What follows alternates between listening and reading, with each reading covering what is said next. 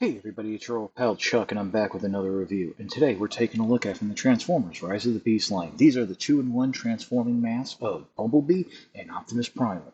And let me just say this right off the bat. Spoilers, the Optimus Primal mask is a lot better than the Bumblebee mask.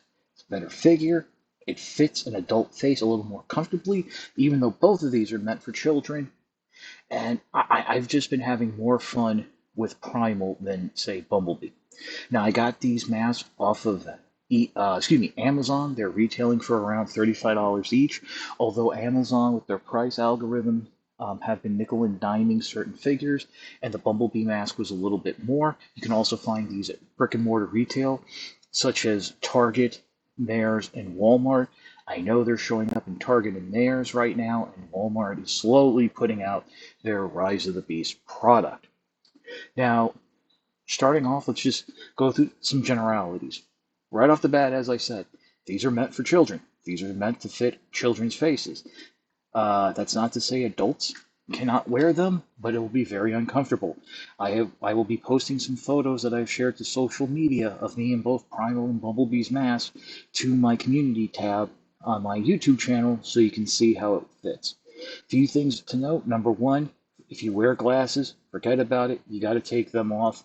There's no way they'll fit without damaging the glasses. Number two, while the inside of each mask does have a very soft rubber nose pad, again, made for children, it's going to press up against you, and your vision, you'll be able to see out, but you won't be able to really move your eyes around. You're going to have to like turn your head and stuff. Ooh, getting a little bit of a, Jason Voorhees first person perspective. So there's that, because it does sit up more on the chin. Now, in terms of the robot kibble on the inside of each mask, I do have to say that the kibble, the kibble actually doesn't get in the way, doesn't irritate. Um, Primal's feet have to be positioned when you get them out of the box a little, but it's not that bad. And I need to stress that it's not that bad. Everything is the shell pit parts, the strap. It's a softer plastic, so it's not going to be that unbearable. But again, smaller faces, so long wearings, you might get a little irritated. Now, in terms of the transformation, it's actually not that bad. So, what we'll do now is we'll pause and we'll come back and take a look at Bumblebee.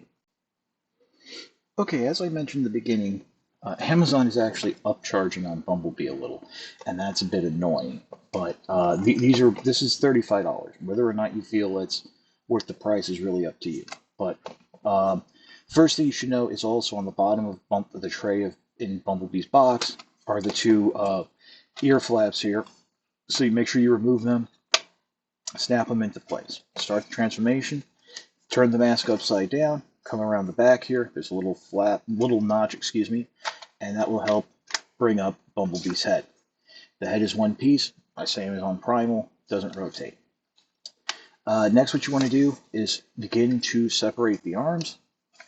They peg in to the side here, post and a clip, as we'll see on, and then just get up and move it out of the way. And while you're doing that, move up these shoulder bits too. As you'll see on Primal tends to use these like tab and slot clips, something like more of this instead of a straight post. So that is nice, and I'm not worried about them breaking that much, but just get the arms up out of the way for now. Don't worry, we'll work on positioning them. You can then take these two silver panels and push them back just like so. Next, what you want to do is come around here and detach what will be the legs from these other panels here, just like so. And while you're doing it, rotate the figure around. You can then proceed to fold the panels up, and there are two tabs here on the bottom that will peg into the back of the shoulders, and then just fold back these panels just like that. That'll help keep most of the straps out of the way. Come back around the front, and what we want to do now is rotate what will now be the robot legs down, just like that, and then give them a little push up to get the hips in the right alignment.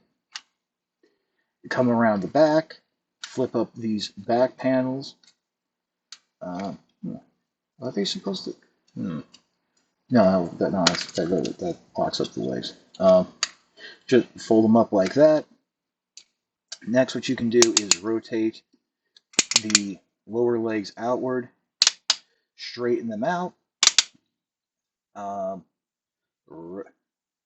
rotate the panels with the feet down, fold the feet up, bring the figure back around front, rotate the feet so they face forward, and then just come up and bring the arms down, get them into position. And here's Bumblebee in all its glory. And oh boy, this is really turns into a big, chunky figure. Let me see if I can get them all into the frame here. But there you go. In terms of articulation, I already mentioned that the head is not articulated. You do have outward. The armpit joint is ratcheted. The forward and back movement on the arms is ratcheted. There's one ratchet on the bicep, and you can swivel. The hips are on just straight ball joints, but we do have knee ratchets and ball jointed feet, which allow for some ankle pivot along with that hinge joint. So it's fairly articulated, and it's a nice, solid figure. I'm happy with it. So how about we pause now and take a look at Optimus Primal. Okay, well, as I said in the beginning, the Optimus Primal mask is my favorite. I've had more fun with it. And even the overall figure is a little bit better. So, start the transformation. Let's come up to the top here and separate the arms. The forearms peg into the top shell, part of the shell, whereas the shoulders peg into that bottom part. And yeah, after you do it a couple times, they do loosen up. So just get them out of the way. You can then press through.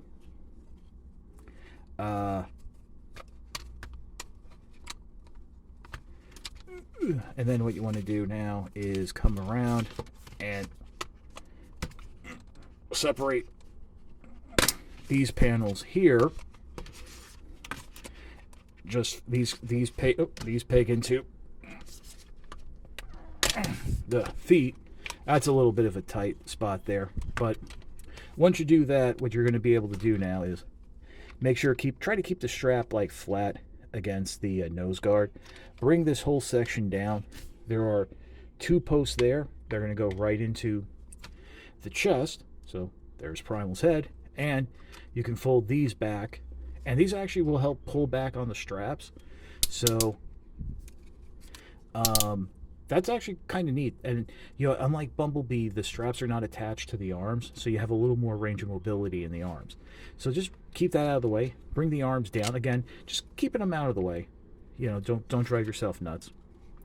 What you want to do now is grab the bottom of the mask, and it's a very tight, loud ratchet, and gonna basically bring that panel down. Those are the knees, and then bring the legs straight down. What you're going to do now is separate them. I just turned them over just so you could see that. Bring the feet down. First, you're going to rotate on that bar and make sure it tabs into place, and then straighten the foot out. Bring that panel in. Do it again on this side. Bring it in just like that. Rotate the figure around. Rotate the feet so they face forward. And position the arms however you like. And there's Optimus Primal in its robot mode. And I gotta say, again, a better robot mode than Bumblebee. Right off the bat, let me show you something.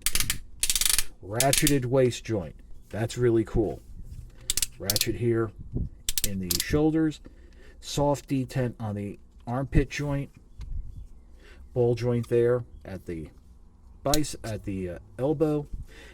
Hands do rotate, believe it or not. So you do have some of that. Ooh, I just noticed. Great fur, continuation of the fur detailing. I actually didn't check Bumblebee to see if his fists can rotate. Ball joint here at the hips. Those knee bends as we showed you before. And of course, ball joint at the foot. So, a lot more articulation. Both of them, unfortunately, missing out on the head articulation. And, ooh, this is just so tall, I'm having a hard time keeping it in frame. But I think overall, in terms of the quality of the figure, I think Primal's better.